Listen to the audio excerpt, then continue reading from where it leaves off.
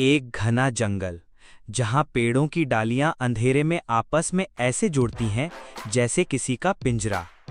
वहीं पर रहती थी एक तांत्रिक लड़की, रिद्धिमा। बचपन से ही वो अजीब थी। उसकी आंखों में काजल नहीं बल्कि काली छाया तैरती थी। लोग कहते थे कि उसका जन्म ही एक तांत्रिक मंत्र के असर से हुआ है।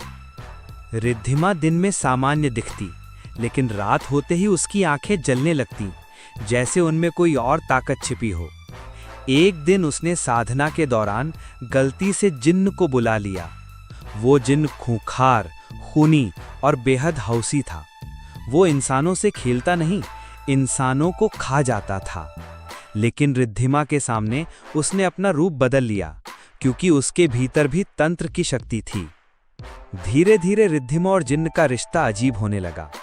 रिद्धिमा को एहसास हुआ कि उसके पेट में कोई पल रहा है, एक ऐसा बच्चा जो आधा इंसान और आधा जिन्न था। जैसे जैसे दिन बीतते गए, उसका शरीर बदलने लगा। रात में उसका पेट खुद ब खुद हिलता और भीतर से डरावनी हंसी सुनाई देती। वो बच्चा माँ के पेट में रोने के बजाय करहाता और कभी-कभी फुसफुसाता, माँ मुझे खून चाहिए, मैं भूखा हूँ। रिद्धिमा का दिमाग धीरे धीरे पागलपन की तरफ जाने लगा। गांव में अजीब घटनाएं शुरू हो गईं।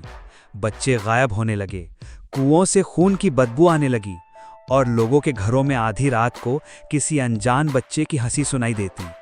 गांव वाले समझ गए कि ये सब तांत्रिक लड़की के कारण है।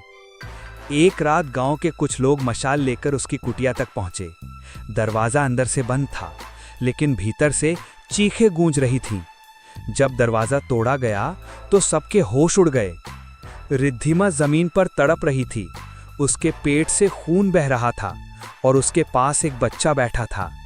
लेकिन वो बच्चा सामान्य नहीं था। उसके हाथ पंजों जैसे, आंखें लाल अंगारों जैसी और दांत नुकीले। वो किसी आम बच्चे की तरह रो नहीं रहा था, बल्कि हंस रहा था। गांव वाले भाग खड़े हुए, लेकिन तभी वो बच्चा अचानक 4 पैरों पर दौड़ते हुए बाहर निकल गया और हर इंसान पर झपटने लगा। रिद्धिमा की आंखें बंद हो चुकी थीं, लेकिन मरते मरते उसने आखिरी बार कहा, ये सिर्फ मेरा बच्चा नहीं है, ये दुनिया का विनाश है। उसके बाद उस जिन्न के बच्चे ने गांव को नष्ट कर दिया। आज भी कहते हैं आधी रात में उस जंगल के पास से अगर कोई गुजरे तो उसे बच्चे की हंसी सुनाई देती है, माँ मैं भूखा हूँ।